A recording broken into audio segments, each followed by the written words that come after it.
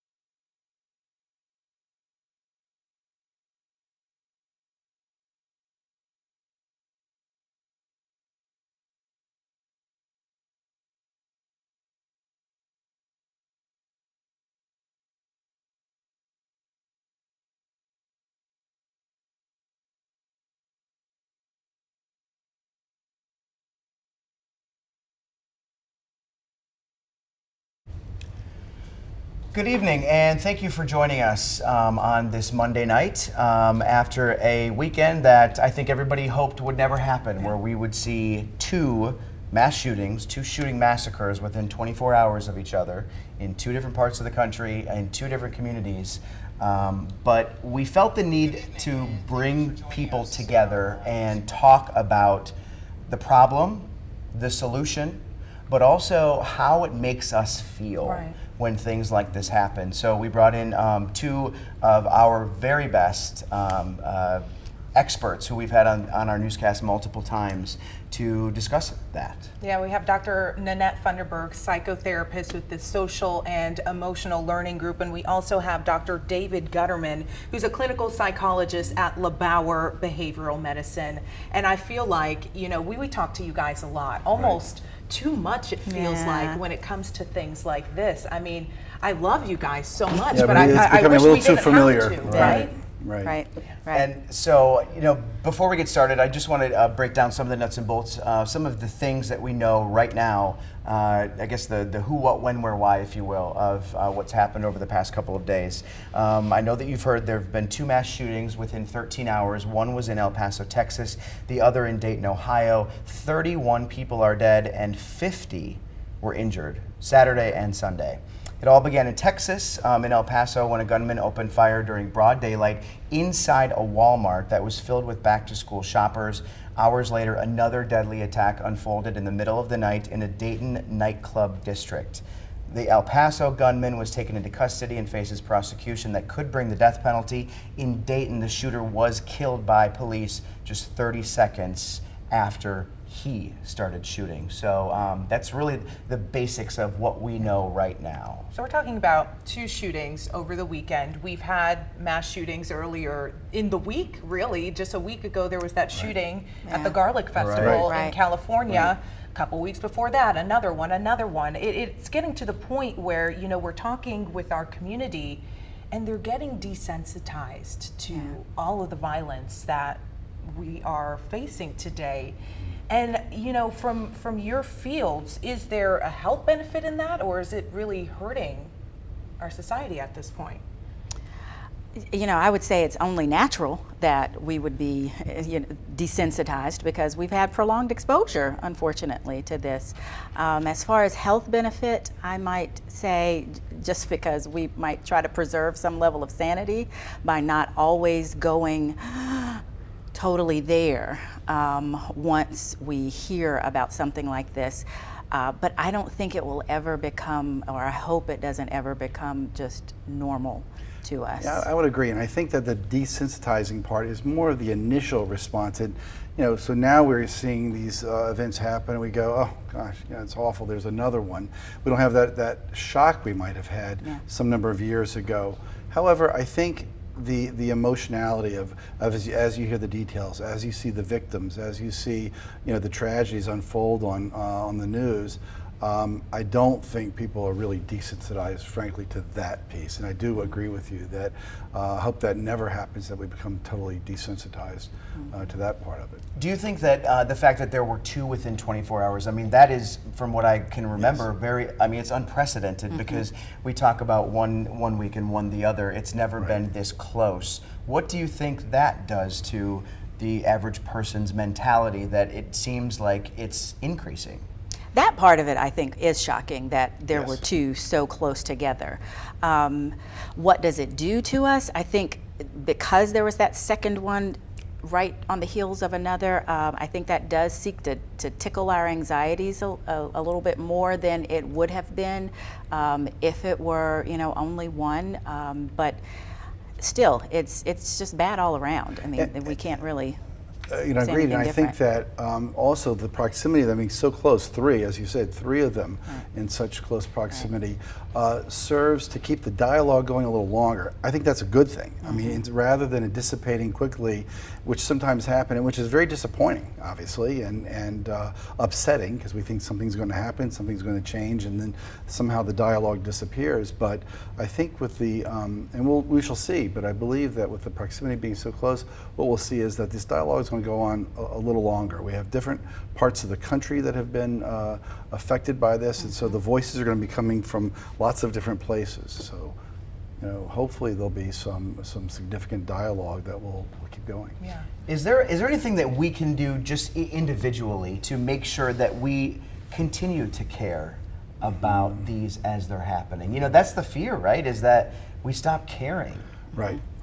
I think from my perspective, I think the desensitizing sometimes is coming out of the from the legislature, and I think that's very disappointing. I think that's one of the things that so many of us has found tragic, is that we see these horrible situations occur with the expectation that something will change, something significant is going to be done, and when it doesn't happen, we've almost come to expect that. I think it's a great question about what can we individually do, and I think it's not let these incidents just dwindle, the shock dwindle away. Keep the voice, make sure your voice is heard. Make sure your politicians, make sure your neighbors. It's a dialogue that needs to keep going. That's how change occurs. Yeah, and we don't want anyone to be scared to go outside, because we hear of these shootings happening at churches, movie theaters, shopping malls, nightclubs, a garlic bars, festival. Garlic festival. It gets to the point where it's like, okay, can I even go outside my house? And especially for our younger kids, they're seeing this on the news. They're hearing their parents talk about it. Maybe their friends are talking about it. I mean, from your experience, how are we able to break this down to an understandable level for children on this is the world as it is? But don't be afraid to, don't Live let your that life. fear, Right. take over you. I think preparation is key for that, and unfortunately, we've started doing those types of drills. Fortunately, unfortunately, we've started doing those types of drills. So because this sort of thing doesn't take us as much by surprise anymore, we can put a little bit of that preparation in there. If this happens, these are the things to do. These are the things to not do. Make sure you have your blank, blank, and blank on you at all times. So when you have, it's kind of like, you hear about car accidents all the time, and we have heard about them for a long time, but most of us are still riding and driving in cars. But we're wearing our seatbelts, we have better airbags, there are different types of traffic laws out there that have been, monitored and then re-monitored or changed. So, we can't not live our lives because that's not healthy for anyone. And keep in mind that so many of these young people we're talking about, they've grown up. I mean, it's a different world they've grown up in. Going back to Columbine and going back 20, 25 years, these kids have grown up where this has been an unfortunate reality. So they do have a somewhat different mindset, going into school. If you speak to young people now going to concerts or going to outdoor festivals, they are mindful of it. It's really interesting. I would encourage anyone to really talk to young people. When they go into places, they are mindful, and that's a good thing. They are mindful of where the exits are, and they do think about things that could happen. It doesn't keep them from going. They, like you said, they get in their cars. They'll still go to festivals, still go to concerts, but are just mindful that things can happen, and it's a good thing. It's unfortunate that we have to be mindful of it, but it's a good thing. Yeah. What else do you think is important to know, as we go about our day and go about, just your mental health state, so you're not impacted so much by these that it's affecting your life? I think it's important, especially for the people who feel like, mental health, that's really not me, I'm not impacted by it. I think it's important to pay attention to the fact that you probably are impacted by this on some level. You're at least checking your surroundings. You're noticing, well, gosh, that person got up and walked out, then they got up and walked out again, and then why are they walking out so much? So your antennas are up, and so that kind of leans closer to anxieties sometimes, and so we just want to pay attention to how far that anxiety goes. Is it in a healthy place that is allowing us to make preparations, or is it in a place where we are checking and double checking too much, so much that we're, again, not living our lives? Yeah, and there's that fine line. We were talking about it before we came on this Facebook Live of being anxious of what is happening. You see the news, and then there comes a point where, okay, I don't want to look at the news at all. Right. At what point are you ignoring reality versus helping your health? Well, I think it's important to have a balance that way. So we all want to stay informed. We want to know what's going on, and I think that's important. So if you're completely avoiding, you're avoiding, all news, all, any of these topics altogether, that's not a healthy thing. That's putting your head in the sand. Yet, what I see so often these days is folks getting overexposure to traumas and tragedies, and that can lead to sort of a PTSD, a post-traumatic stress disorder type symptoms, meaning that you become somewhat obsessive, with it. And you've got the news going 24/7. You can look at any channel at any time. So you start obsessing about it and thinking about it constantly. So then your day-to-day activities are impaired because you become somewhat paralyzed by it. So I do think it's important to modulate what you see and whatever, depending upon what stage of life you're at, and what's going on in your life will determine what you feel like you can take a look at or not take a look at. Both of you work with patients Yes. who either have mental health concerns Right. or just maybe just a checkup. Do you see any change in them overall with regards to, mass shootings and how often we are hearing and seeing violence? I wouldn't say that I have seen like a huge shift in it, but it definitely comes up. It's something that's on people's minds. Now, probably this week I'll hear about it. This week and the coming weeks I'll probably hear about it more. But outside of this time, I feel like I'll probably hear about it, but it's more of that just afterthought or that thing that's underlying some things that are going on with an individual. And it depends upon that particular patient or that particular person's experiences in life, right? So if there's something on television as part of these tragedies that's touched them or similar to something trauma that they experienced, or like today I saw a young mother who talked about apparently in, I forget which of the two shootings, where a mother had covered her infant. I think that's El Paso. And the mother was shot and tragically killed in protecting her infant. And so this person was talking about, because again, developmentally, that's where she is in her life.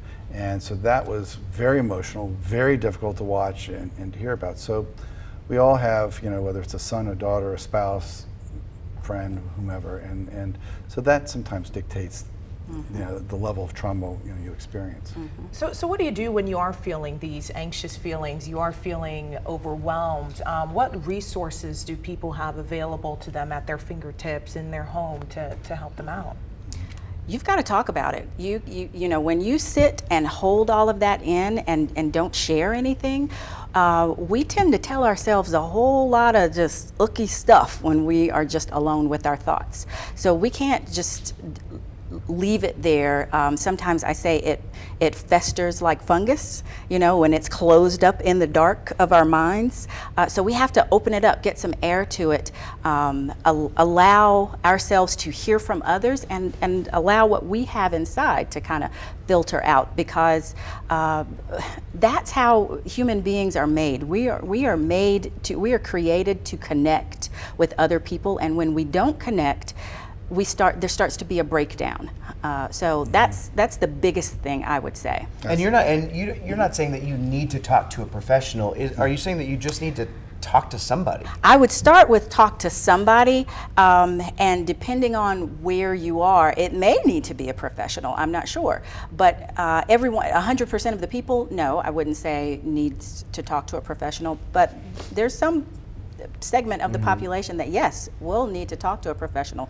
But for the general population, what I'm saying is just don't sit and hold it all in as though this is okay to be normal. You know, it's okay to be normal with all of these shootings that are going on. It's okay if you feel anxious, or if you feel sad, or if you feel upset, or if you just feel all sorts of emotions. That's normal. We want to get it out, though. And you're right, it's at your fingertips. It's right in your own home. You know, it's speaking to your spouse, speaking to your kids. You know, even Yes. trying, because let's face it, you know, those of us who are parents know that often when we're trying to explain to our kids, we're also explaining to ourselves. And so even that kind of dialogue is really important. If you have children in the household, it's important to hear from them before we share our hear. wisdom. It's important to hear where their thoughts, feelings are, so we can respond to them. But I think as adult to adult, it's imperative, and you said it perfectly, to speak to each other, share feelings, because then you find out you're really not alone or isolated, or those fears, as crazy as they may feel in your own head, are shared by pretty much everyone. Speaking of children, is there a certain level of children where you shouldn't be talking to them about this? They're going to hear about it, you know, because you know they hear the news on in another room, or they hear the grown-ups talking about it. So you might want to monitor how you talk about it to them. They don't need to know all the gory details, so sometimes you do need to turn the TV off. They don't need to just be, you know, you might think they're over there with their headphones on, they're not paying attention to the news. They're aware. So sometimes that overexposure opens up a world to them that they're not ready cognitively, that they're not ready to take in. And once it's in there, they're opened up to it, and now their minds are going.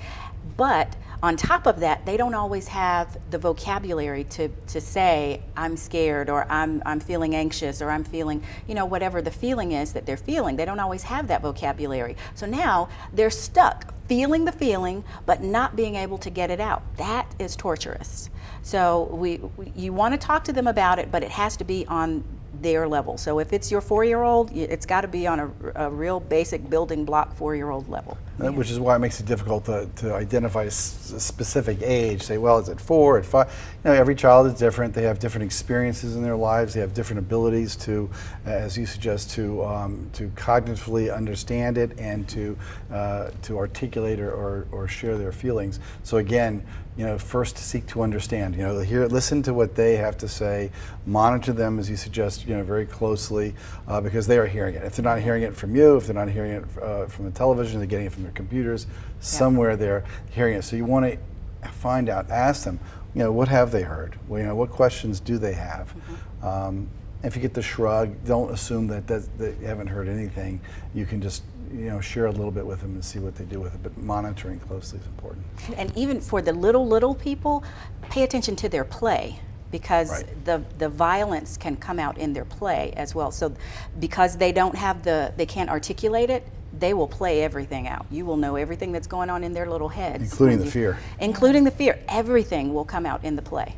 And talk about the symptoms, because I know sometimes, you know, the younger kids, you talked about not being able to express in words. I know sometimes your stomach may hurt, and the kids don't really know that pit in their stomach is the fear that they're feeling. Right.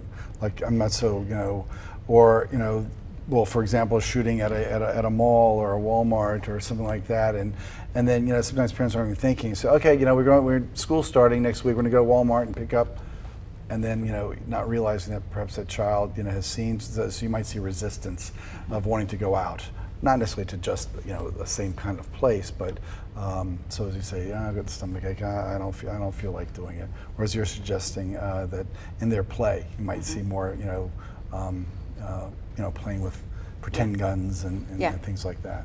Or they can be really clingy too. So they might not want to go, like you're saying, or if they go, they're like latched onto you, and you're thinking, this is a Velcro baby, you know, get off of me. But really, they're just trying to calm those fears. If you're just joining us, we've been speaking with Dr. David Gutterman and Dr. Nannette Funderburk, who two of, I guess, kind of the familiar faces here at News 2. We use you both for many different scenarios. This one specifically is about the two shootings that happened over the weekend and whether we are becoming desensitized to this type of news and how to avoid it. So feel free to ask questions on Facebook with regards to this specific topic. They can't answer other questions that are outside of their expertise. We wouldn't want them to anyway. So feel free to ask any questions. What else do you think is important for people to know about what happened over the weekend and just continuing on with our lives, our daily lives? Is there anything else that? I think it can be important for us to, you know, look at what is it that, when you asked earlier about how can we not be desensitized to this, you know, if we peel back the layers and say, what is it that carries a person to this radical shift in behavior? If we start looking at, you know, the day-to-day, the buildup of it, we might start to see that, wow, they had some things going on in their lives just like I have going on in my life. So how is it that this person resorts to violence, but this person over here, who may have had the same or similar things going on, didn't resort to violence? I think that when we start peeling back to those layers, we've now gone past the surface and we're starting to pay attention to what's really going on here so that we can start to try to make some lasting change, hopefully. I think, you know, an interesting thing too is one of the things, I guess, sometimes if there is any kind of a silver lining, you see the resiliency of people, you see the resiliency of communities, of people coming together in these tragedies. You see communities mourning together, you see nation, you know, mourning together. We don't want to lose sight of the fact that collectively we make a difference. Collectively as a community we're supportive and can be there for each other through these terrible tragedies. So you want to balance, you know, the horror with it, you know, with the resiliency that, you know, as you hear in each, you know, these Boston Strong after the marathon bombing and all of the different things that bring these communities together. I'd like for it to be something other than this, but there's a human resiliency I think it's important to keep in mind, and that's a positive thing, and that we somehow need to figure out ways to channel that into, again, ultimately, you know, making change happen and not forgetting. And I think that's the thing that keeps, you know, when you look to the shootings that took place 10 years ago, 15 years ago, 20 years ago, that's the thing that those victims and those victims' families say repeatedly, you know, let's not forget. And I think that's an important motto through this. You talked about reaching out to people, you know, and how resilient everyone is after the fact. But I mean, what can we be doing before a tragedy happens? How should we reach out to people? How should we be that support?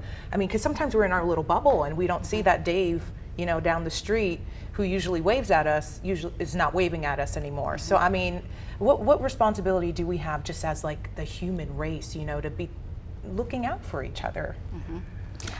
Go ahead. I think that's where we go back to some of what I was just saying a second ago. We've got to peel back those layers, even if, because sometimes we can say, oh, well, we've had these conversations before, who's going to do something? So start with you. So literally start with you, and how can you start to pay attention or be a little bit more aware of the people who are in your circle. So if everybody is a little more aware of their circle, of themselves first, and then their circle, we'll start to catch some things. We might not catch everything, but I do think there, especially with increasing use of technology, we are less connected with other people as we used to be. So because of that, things can easily slide under the radar, and we miss that human connection. People are built to be with people, and when we don't have human connection, there starts to be a breakdown. So my short answer to that is start with you and pay attention to you and your circle. If everybody does that, we'll have these concentric circles that start to eventually connect the entire community. All right. Is there anything else that either of you wanted to add that you think is important to know, or that might be able to help others? Well, I think, piggybacking on what you just said, is that I think that, the communication, we talked about communicating in the household, how important that is for our families and for our children. And I think what you're describing is really connecting with our neighbors, our families, and our friends in ways where you keep that dialogue going. Let's face it, our legislators, our politicians, they need to know this is an important issue that Americans care about, that, it diminishes all of us when these horrible tragedies happen. And whatever side of whatever political aisle you're on, none of us, and there isn't anyone who can not be affected by looking and seeing what's happened. I don't know how you could possibly look at these last couple of days without having some very, very strong emotional feelings about it. So that if the dialogue is kept going, if you feel empowered, by individually we need to feel empowered, and collectively we need to feel empowered, and we need to share that in ways rather than throwing our hands up and saying, I can't do anything about it, or they'll never do anything about it, so I'm giving up. That is not the attitude to take. We need to each feel like we can make the difference. And there's so many people in the community. I mean, we have our local politicians, our mayor, we have our council members. I mean, they're here to hear your concerns. So if you want, call them up. Call your state legislator. Let them know how you feel. You got everybody's phone number on the website, Yeah. right? Everywhere. You got their phone number, an email address. So, that's what they're there for. They're there to represent us, and that includes listening to us. Absolutely. So, thank you so much, Dr. David Gutterman, who's a clinical psychologist with LeBauer Behavioral Medicine, and Dr. Nannette Funderburk, a psychotherapist with the Social and Emotional Learning Group. Thank you so much for coming in tonight. Absolutely. And for providing some insight. We appreciate it. Our pleasure. I hope to be here again, but under different circumstances. Yes, Absolutely. definitely. And thank you for watching. We appreciate it. Again, you can leave more comments in the comment section, and we'll do our best to get them answered. Have a good night.